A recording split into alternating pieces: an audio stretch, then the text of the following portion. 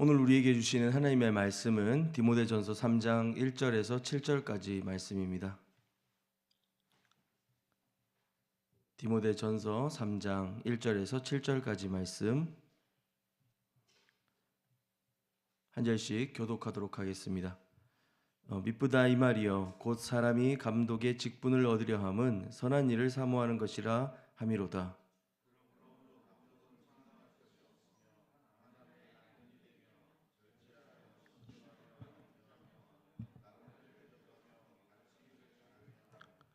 술을 즐기지 아니하며 구타하지 아니하며 오직 관용하며 다투지 아니하며 돈을 사랑하지 아니하며 잘 다스려 자들로 모든 공손함으로 복종하게 하는 자라야 할지며 사람이 자기 집을 다스릴 줄 알지 못하면 어찌 하나님의 교회를 돌보리요.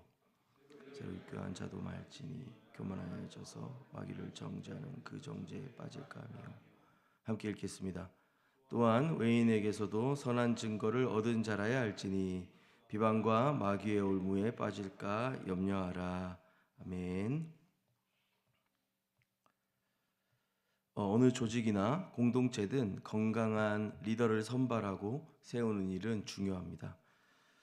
효율적인 생산성과 그리고 지속적이고 예측 가능한 기여를 사람들에게 기대하는 기업과 같은 곳에서는 사람을 뽑는 일이 너무나 중요한 것을 우리가 잘 알고 있습니다.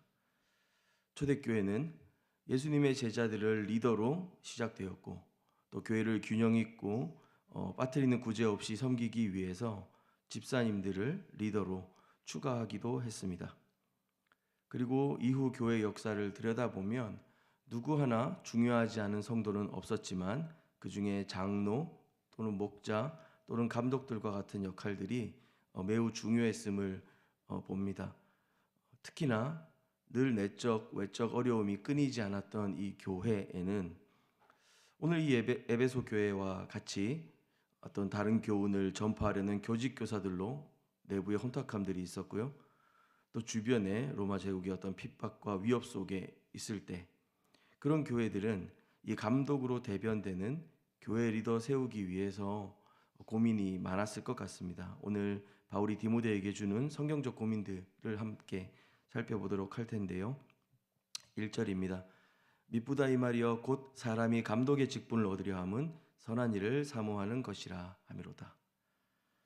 사도행전 20장 28절에 보면 바울이 3차 전도 여행을 마치고 예루살렘으로 가던 길에 밀레도에서 에베소 장로들을 만납니다. 그때 이렇게 말합니다.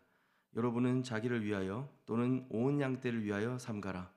성령이 그들 가운데 여러분을 감독자로 삼고 하나님이 자기 피로 사신 교회를 보살피게 하셨느니라. 그 장로들 중에 일부를 감독으로 삼으라 합니다. 사실상 이 감독이라고 하는 직분은 오늘날 이렇게 대치를 해보면 장로님 또 목사들을 포함하는 교회 지도자라고 할 수도 있겠는데요. 역할상으로 본다면 우리 교회를 세우고 섬기기 원하는 모든 리더들을 포함할 수 있겠다. 저는 그렇게 좀 생각이 됩니다. 세 번역으로 이 1절 말씀을 다시 한번 읽어보면요. 이 말은 옳습니다. 어떤 사람이 감독의 직분을 맡고 싶어 하면 그는 훌륭한 일을 바란다고 하겠습니다. 사람들은 자리가 사람을 만든다 이런 말들을 하곤 합니다. 자격이 없는 사람이지만 기회가 주어지면 그 기회를 통하여 사람이 성장할 수도 있겠다라고 하는 것은 어느 정도 동의가 됩니다. 그리고 믿는 자들에게 이 자격 없는 자에게 주어지는 은혜가 그 사람을 변화시키고 성장시킬 수 있다라고 하는 것 동의가 되는 부분이 있습니다. 그러나 오늘 이 감독에게 요구되는 이야기 첫 번째는 이 사람의 직분이 아니라 이 일은 더 훌륭한 일이란 것을 알아야 된다고 하는 것이죠. 먼저 읽어드린 사도행전 20장 28절 말씀에서도 마찬가지입니다. 왜 감독으로 세웁니까? 하나님이 자기 피로 사신 교회를 보살피게 하기 위해서였습니다. 그 직분을 또 그 자기의 포지션을 자랑하고 그 인정들을 기대하고 기뻐하는 것이 아니라 그 일이 그 사람에게 있어서 더 훌륭하고 가치 있는 일이어야겠다는 것입니다. 더 바른 일을 옳게 섬기게 하는 기회라는 것이죠. 바울과 디모데 당시를 생각해 본다면 그리스도인이 된다고 하는 것, 교회의 일원이 된다고 하는 것은 그 사회에 또 그 사회의 경제와 어떤 문화적인 모든 영역, 관계적인 영역에서 배척된다는 의미를 가집니다. 모든 사람들이 로마와 로마 황제와 로마 제국의 번영들을 인사하고 로마 황제가 그 삶의 주인이라고 고백할 때에 그리스도께서 우리의 삶의 주인이라고 고백하는 자들이 그리스도인들이었습니다. 그들의 생명과 그들의 번영과 삶의 모든 것이 그리스도께 속했다고 공적으로 또 개인적으로 고백하는 자들이 그리스도인들이었습니다. 때로는 생명의 위협을 감수해야 했습니다. 그들 중에 리더가 된다는 것은 사실상 가장 전면에서 그 위협들을 감수하겠다는 결단이며 또 각오여야 했을 것입니다. 그러므로 훌륭한 일을 바라는 사람인 것이죠. 이어서 여러 가지 조건들을 제시합니다. 때에 따라 15가지 조건이라고 말하는 사람들도 있고요. 12가지라고 말하는 사람도 있는데 이 아침에 세세하게 또 다 살펴보긴 좀 어렵지만 그래도 말씀을 읽어가며 한번 보도록 하겠습니다. 먼저는 좀 공동체가 검증하는 요소들이 좀 등장하고 있습니다. 먼저는 감독은 책망할 것이 없으며 한 아나의 남편이 되며 절제하며 신중하며 단정하다라고 했습니다. 자기를 절제하고 좀 다스리는 어떤 내용들이 있는데요. 책망할 것이 없다라고 하는 것은 그 사람에게 죄가 없거나 잘못이 없다는 뜻은 아닐 겁니다. 그보다 이 책망할 것, 또 붙잡히는 것이 없다라고 하는 의미인데요. 평상시 그 사람의 행동과 삶에 있어서 다른 교인들, 다른 사람들의 마음을 붙잡고 불편하게 하는 것이 없어야 한다는 것입니다. 두 번째, 한 아내의 남편이 되며라고 했는데요. 당시 로마 시대의 가정은 한 아내의 남편이 되는 것, 한 남편의 아내가 되는 것, 이런 말이 좀 쉽게 받아들여지던 시대는 아니었습니다. 가부장이 가지고 있었던 어떤 성적 주체권이라든지요. 그리고 신전에서 어떤 여사제들의 어떤 활동들, 사실 이런 것들은 그 당시 사회의 명예와도 관련이 있었기 때문에 이 한 아내의 남편이 되는 것, 이것은 그런 세상 가운데 돌이켜서 그 세상들을 등지고 돌아서서 세상이 준다고 말하는 그 명예들에서 돌이켜서 한 아내의 남편이 된다는 것, 당시의 상식에는 큰 도전이었을 것입니다. 자신의 어떤 개인적인 성적 또 어떤 윤리적 또 가정에 대한 책임감, 모든 것들이 세상 사람들이 기대하는 것 훨씬 이상의 그 돌이키는 도전이 되었던 것이라고 생각됩니다. 또 이어서 절제하며라고 되어 있는데요.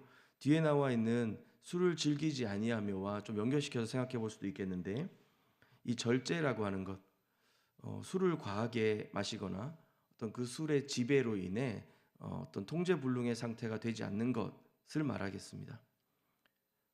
어떤 의미에서는 오늘 우리 사회뿐만 아니라 그 당시에도 이 술이라고 하는 것은 매우 중요한 사교적 또 어떤 문화적 도구였을 것입니다. 그리고 아디아포라라 하여서 본질적인 어떤 신앙의 문제, 윤리적 문제로 다뤄지는 것이 사실 불편한 시대에 우리가 살고 있습니다. 그러나 우리 아이들을 보면서 너무 쉽게 그 게임과 핸드폰과 도파민 중독에 빠지는 것을 우리가 봅니다. 어른들에게도 비슷한 영역들이 분명히 있을 텐데요. 감독들에게 절제하고 술을 즐기지 않도록 요청하는 것은 우리가 이 세상에 어떤 길들여지지 않고 세상의 그 어떤 생각들에 통제받지 않고 주님과 주님의 말씀에 통제받는 사람들이 될 것을 요청하기 때문인 것 같습니다. 술 취하지 말라, 이는 방탕한 것이니 오직 성령의 충만을 받으라.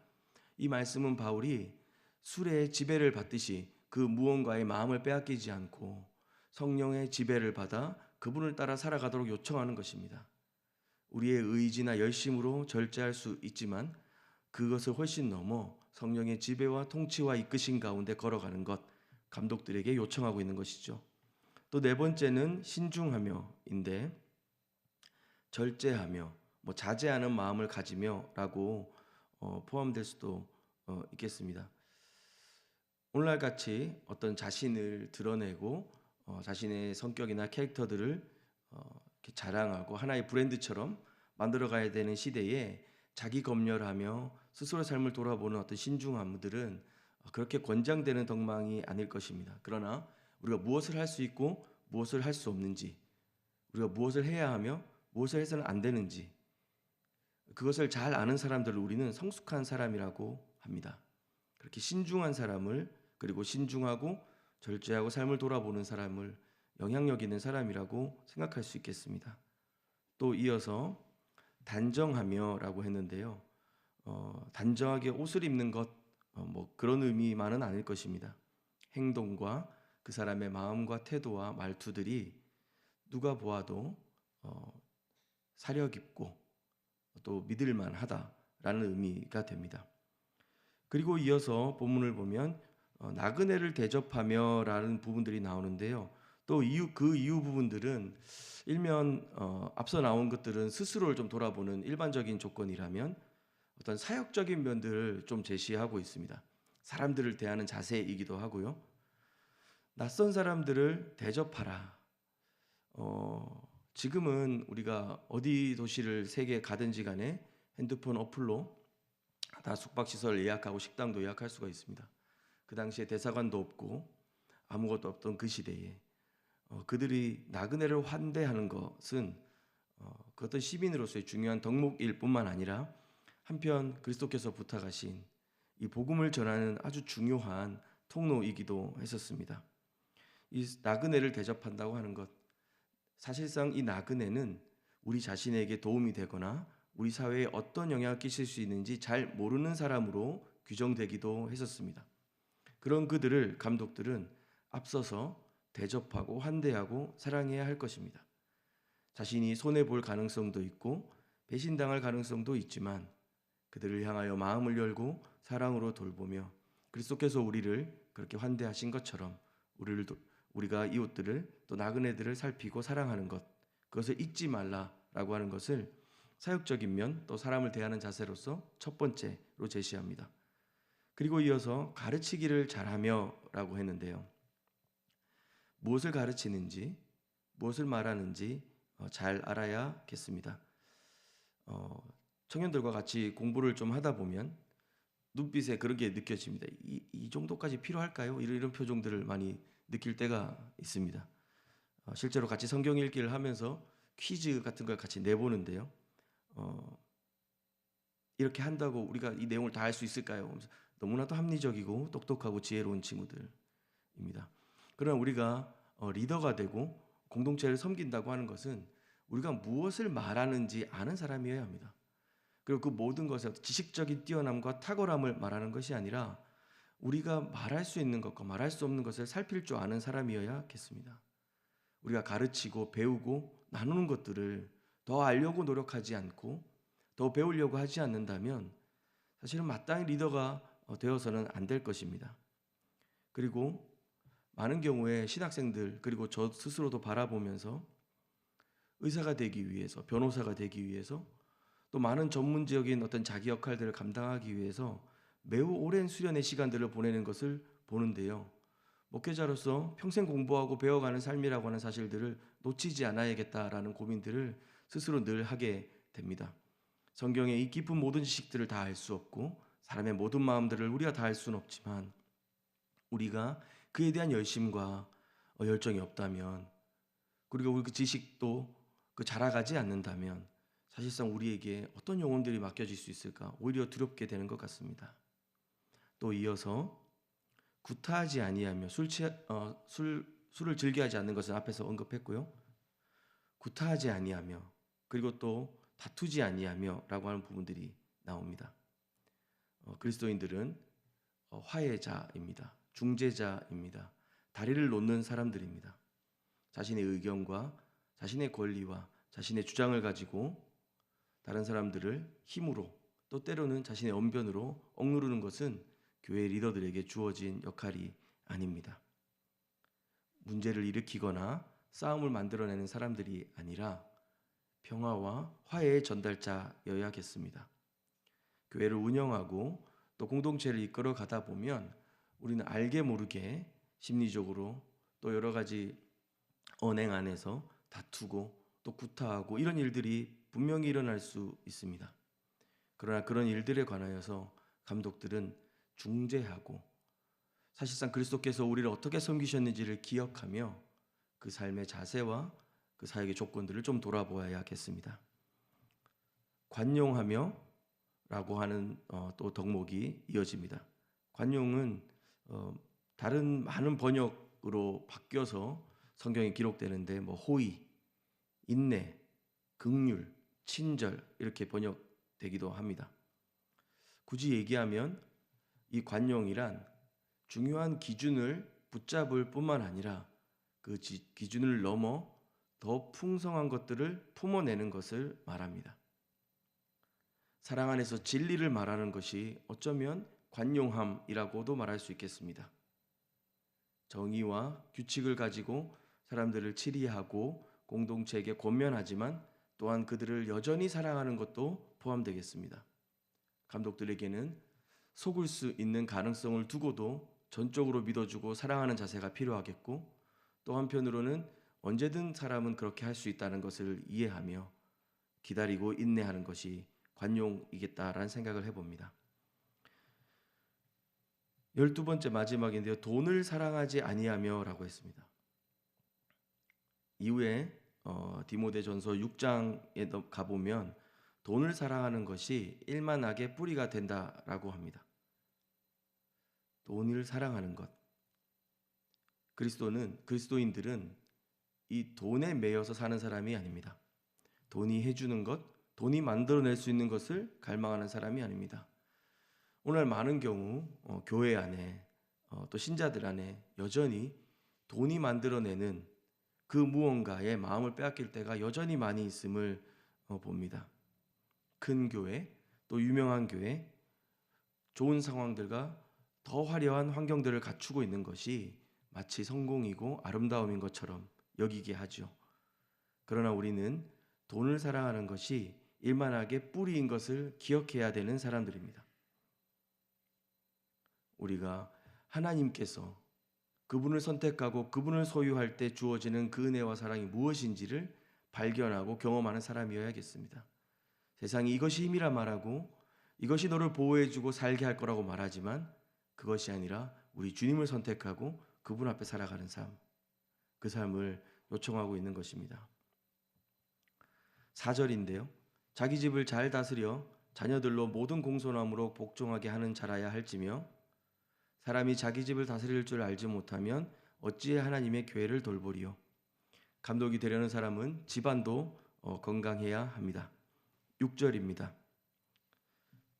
감독으로 세워지면 안 되는 사람에 대해서 이렇게 권면하는데요. 새로 입교하는 자도 말지니 교만하여져서 마귀를 정죄하는 그 정죄에 빠질까 함이요라고 했습니다. 오늘날 말로 하면 초신자들 그리고 우리 교회에 등록한 지 얼마 되지 않으신 분들에 대해서는 감독이나 장로로 세워서는 안 된다라고 말하는 것 같습니다. 어떤 그 특정한 기간이나 그 입교의 어떤 시기나 이런 것들을 말하고 있지는 않지만 우리는 이렇게 좀 적용해 볼 수 있을 것 같습니다. 실력과 성격, 이런 외적 표지만으로 사람을 세우는 것은 실수로 이어질 때가 많습니다. 그 어떤 때에 뜨거운 열정, 그 초창기에 자신의 어떤 열심, 그리고 어떤 본인의 개인적인 경험만으로는 우리 공동체 리더로 세우지 않습니다. 다른 사람을 섬길 수 있는, 그리고 교회를 이끌어가는 감독, 리더가 된다는 것은 그런 세상이 볼 때 그 사람의 어떤 탁월함이나 뛰어남, 그리고 반짝일 수 있는 그 무언가가 아니라 삶을 걸고 맨 앞에 나서 그 핍박과 그 나뉘어짐과 다툼들 속에 그래서 화해하고 중재하며 지속적이어야 하고 기다릴 줄 알아야 되고 영원한 가치를 붙잡을 수 있는 사람이어야 하기 때문에 그렇습니다. 그리고 우리가 그 사람의 가치와 리더의 존재 이유들을 세상과 다르지 않게 판단하고 세상의 것들로만 생각한다면 교회는 분명 그렇게 세상을 금방 닮아가 버리고 복음을 전하고 하나님의 나라가 무엇인지 보여주기에 부족해질 것을 좀 생각해야겠습니다. 마지막 7절인데요. 또한 외인에게서도 선한 증거를 얻은 자라야 할지니 비방과 마귀의 올무에 빠질까 염려하라 라고 했습니다. 감독이 되려는 사람은 주변의 평판들도 중요합니다. 다른 사람의 시선을 너무 신경 쓰고 외부인들의 판단들에 너무 마음을 빼앗기는 것이 우리에게 되게 위축되게 하기도 하겠지만 자신뿐만 아니라 교회 전체를 위하여서 우리가 주변의 사람들, 믿지 않는 사람들과도 어떤 관계를 맺고 있는가가 참 중요합니다.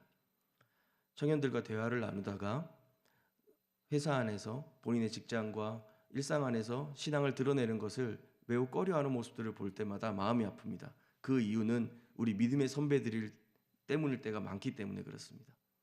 한 친구가 로마서 이사님이라고 부르는 친구가 있는데 자기가 어떤 업무에 실수했을 때 매우 짜증난 표정으로 부르시고는 우리 희동 씨에게는 로마서를 좀 읽어줬으면 좋겠네 이렇게 말하면서 이 업무 지시들을 막 하셨다는 것이죠. 아직까지도 그 친구는 그게 무슨 내용인지 잘 이해를 못하고 있는데요. 그분은 자신이 신앙이란 걸 표현하시지만 여전히 그 회사 안에서 사람들의 평판들 또 그런 것들이 너무나도 땅에 떨어져 있는 것을 좀 봅니다. 믿는 사람들 사이에서도 함께하고 싶어 하지 않는 사람이라고 하더라고요. 그러면서 자기 스스로도 신앙을 보여주고 싶지 않다. 자기가 예수 믿는 사람이란 것을 나타내고 싶지 않다라고 얘기할 때를 봅니다. 물론 이 청년의 연약한 믿음 때문일 수도 있겠으나 감독이 되려는 자, 또 믿음의 선배인 여러분, 그리고 저는 이 외부적인 평판과 주변과의 관계도 중요하게 여길 수 있어야겠습니다. 덫에 걸리지 않고 교회와 우리 자신을 그리스도 안에서 함께 걸어가고 살아갈 수 있도록 주님이 그렇게 우리의 삶을 인도해 주시기를 기도해야겠습니다. 말씀을 마무리하겠습니다. 우리의 교회를 생각합니다.